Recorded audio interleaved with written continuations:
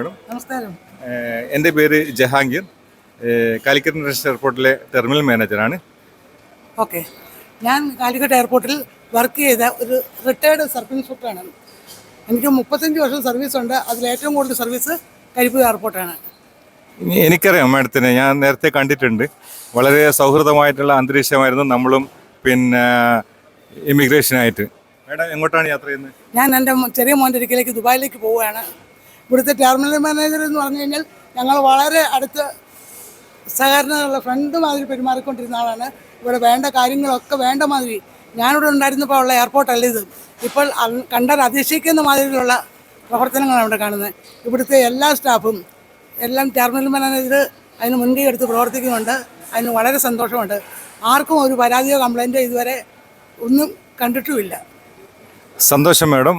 പഴയ കാലവും പുതിയ കാലമായിട്ടുള്ള വ്യത്യാസങ്ങൾ പരിചയപ്പെടുത്തിയതിൽ സ്റ്റാഫൊക്കെ ഏത് രീതിയിലാണ് മാഡത്തോടുള്ള സമീപനം? വളരെ ഫ്രണ്ട്ലി ആയിട്ട് ഇടപെടുന്നത്.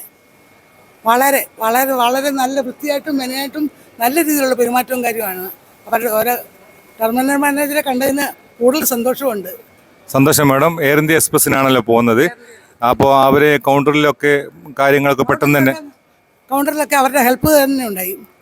വേണ്ട ഹെൽപ്പുകൾ ചെയ്തു തന്നു എല്ലാ കാര്യത്തിലും. ലഗേജൊക്കെ ആണെങ്കിലും എന്നെ കൊണ്ടിട്ട് വലിച്ചുകൊണ്ട് പോകാതെ ട്രോളിയൊക്കെ അതുങ്ങൾ തന്നെ വലിച്ചു കൊണ്ടുവന്ന് മാഡം ഞങ്ങളുടെ കൂടെ ഉണ്ടായിരുന്ന ആളെല്ലാം പറഞ്ഞു അതിന് വേണ്ട സഹായങ്ങളും ഹെൽപ്പുകളും ചെയ്തു തന്നിട്ടുണ്ട്. സന്തോഷം മാഡം.